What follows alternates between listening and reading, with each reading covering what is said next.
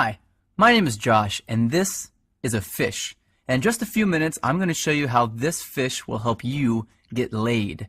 And it'll do it without teaching you cheesy pickup lines that don't work, without letting you spend a dime on dinners and drinks, and without anyone ever noticing you're using his techniques on them.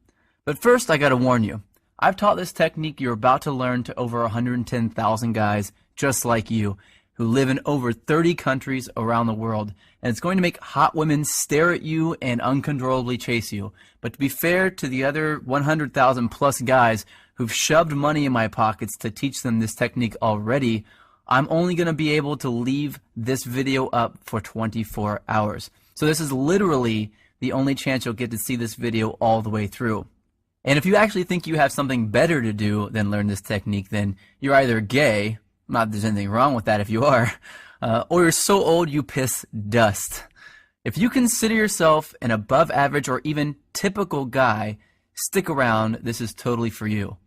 And if you watch until the end of the webinar, I'm going to give you the system that is literally step by step and is proven to create sexual intrigue that is so compelling and so powerful that almost any girl you use it on will find their panties around their knees, soaked to the max before she can even say, "My name is."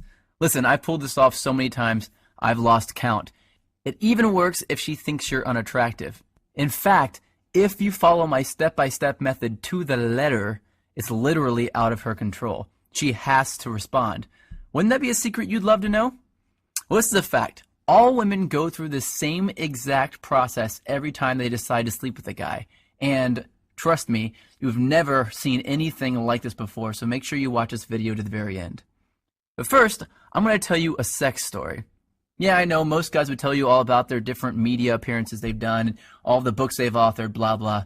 And yeah, I could bore you with that crap. I have a credentialed resume that would make the biggest player you know run home to his mama. But listen, if you're smart, you don't give a damn about that. And I bet you don't. You probably just want the juice, the secret sauce. And I'm going to get to that in just a few seconds, right after my sex story. Deal? Cool.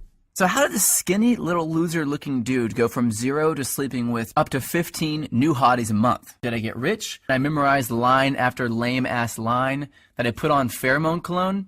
Hell no. The truth is pretty brutal. I was an absolute leper with women until I discovered this system. If you looked up whipped in the dictionary, it'd say, see Josh Pellisier. In fact, if I hadn't hit complete rock bottom, I'd probably still be terrible to this day. You see, several years ago, I was living with my complete ice queen of an ex-girlfriend in North Carolina. She was hot, young, and she knew it. You know, a total Barbie who always gets what she wants. And I thought she was amazing in bed. Now that I've been with a few hundred more women, I wouldn't even rate her a 5. Listen, back then, the old Josh did anything she wanted. She wanted to move to North Carolina. I said, okay, let's go. She wanted to keep in touch with her ex-boyfriend. I told her, it's okay, I understand. She wanted me to pay for the apartment. I didn't want to look like a deadbeat, so I said, I'll work 2 jobs, no problem. I just wanted to make her happy. So one brutally hot day, I come home from a 14-hour shift at the coffee shop I worked at to find her freaking out. She told me that her dad was making a surprise visit, and she never told him that she was dating anyone, and definitely not that she was living with someone. And the worst part, he was showing up that night. So she told me to get all my stuff and leave the house for a couple of days so he wouldn't find out that I lived there with her. And, like the little boy that I was, I left. I got all my stuff, packed it into my little crappy black Honda Accord, and drove out not having any idea where I'd go. I didn't have any friends in town, and I was way too proud to ask some random person if I could stay with them, so I drove around until I found a vacant house that was for sale, and I parked behind it hoping no one would notice me sleeping in my car. It wouldn't have been too bad, really, but I had to do it for 3 days in a row, and on the 3rd day, something happened and I snapped. See, I had to sleep with my windows open because it was way too hot to close them. But the mosquitoes were so bad that I had to use a blanket to keep them off me, so I only slept about 2 hours each night, and I couldn't even lean the driver's seat back because all my stuff was packed in the back seat behind me. So I had to sleep sitting up in the driver's seat, covered in a blanket, in the sweltering heat behind a vacant house like a hobo. And then it happened. I was half asleep and I hear, "Freeze, put your hands where I can see them." I freak out, of course. So in a daze, I put my hands out the window and a swarm of police officers jog over to my car with their guns out and aim at my window. Apparently, the neighbor had seen a strange car parked behind the vacant lot and called the police. I guess I would have done the same thing. After they calmed down and realized I wasn't some national threat, they asked me what I was doing there. And that's when I did it. I told them that my girlfriend's dad was in town and he didn't know we were dating, so I had to sleep in my car for a few days. That's when one cop turned off his flashlight, looked at the other cop in complete disbelief, and turned to me and said, "Seriously?" I was tired and I didn't have the energy to explain more, so I just said, "Yeah." I think he was still trying to be professional, so he told me that I needed to go somewhere else, and he told me to try sleeping in the Walmart parking lot. And as he was turning to walk back to his car, I heard him say, "Poor bastard." The rest of the night I did some serious thinking. I sort of had to because I couldn't go to sleep. Have you ever been so tired that you can't fall asleep? Well, that was me. I just sort of woke up and realized that I was a complete and utter wuss. I was a sorry excuse for a man.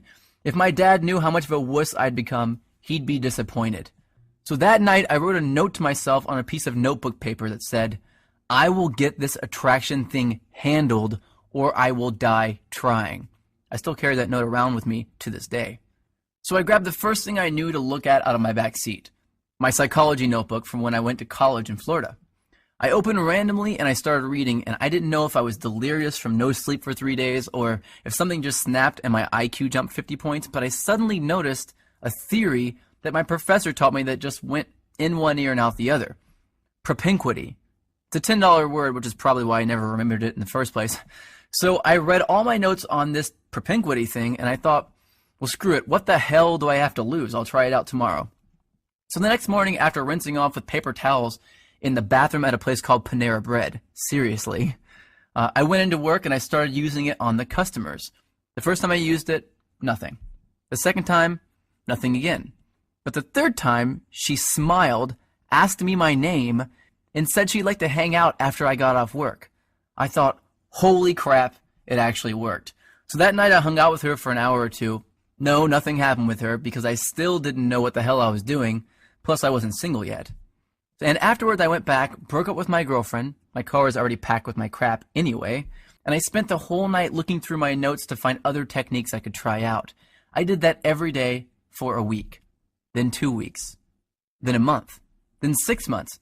A year went by and I had read 5 psychology textbooks, 12 dating advice books, 2 etiquette books, and watched over 400 hours of training videos on building rapport, subliminal messaging, seduction, attraction, body language, personality typing. I was a machine.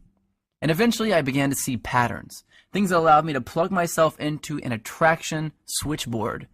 From then on, arousing, attracting, and seducing beautiful women was a piece of delicious cake to me, almost second nature. So I created brand new techniques and tricks that the world had never seen before, and all to help me take advantage of those powerful patterns that I discovered. But what were some of those techniques that I used, and that thousands of guys eventually started using, to get women to uncontrollably flirt, make out, and sleep with me time and time again? The ones I found that worked just about 100% of the time on just about any kind of woman, regardless of her age, hair color, height, or how smoking hot she was. Well, I'd like to teach some of them to you now, if that's alright with you. You might want to get a pen and a piece of paper ready for this part, especially since this video gets taken down in 24 hours. Remember, these techniques will get you results instantly, but I'm just barely scratching the surface here. And pay close attention to the last technique I teach you, because that's when I'm going to reveal the #1 simple, bizarro chick trick that you've never heard of before that got me 90% of my success with women right away, and how thinking like this fish is going to make you better with women than anyone you've ever known. The first technique has to do with the chick's mouth. I know, chick's mouth, you want to put something in it, I get that. But before you run off and do that, let me tell you the secret. Did you know that if you look at a woman's mouth while she's talking to you, that you'll subconsciously make her think about sleeping with you? This is called a sexual trigger. Sexual triggers are secret techniques that bypass all of her barriers and turn her on without her knowledge. Using sexual triggers is like using Inception to make her want to sleep with you. They are the cornerstone of unrivaled success with women, and I'm going to reveal where you can get dozens of these near the end of this video. These triggers are so stealth that they actually bypass a woman's logical brain, and yes, she has one, and they speak directly to her emotional brain. And let me tell you, her emotional brain is this damn big. Every woman's is. Here's another sexual trigger. Did you know that over 90% of guys turn women off before they even open their mouths by facing them directly with their bodies? Yeah, I didn't know that either. Turning your chest toward a girl too early is a subconscious sign of neediness, and it completely destroys sexual attraction. Well, how about this little trick? Before you really start talking about something serious with a girl, try saying this. I get a sense that you're open to trying new things, and that makes me feel comfortable and at ease. Then continue your conversation with her. Doing this at the right time will subconsciously compel her to chase you. It uses a psychological trick called consistency, and it's a biological shortcut that skips over all of her red flags and plugs you directly into her love center. I don't think I need to warn you not to use that one irresponsibly. But look, I know this all sounds ridiculously simple. Well, it is ridiculously simple, but I've got a lot more to share with you if you really want to get the 9s and 10s. These triggers are going to get you in the front door, but they're not going to get you all the way home. So let me teach you exactly how to get all the way home. But first, I need to reveal a big, big lie to you. Because if you don't see these lies for yourself, you'll always be invisible to the super hot chicks. I'm going to start by telling you what women don't want. Because you've been lied to. A certain group of people want you to believe that women want this crap, but they don't want it. So let's start from the top.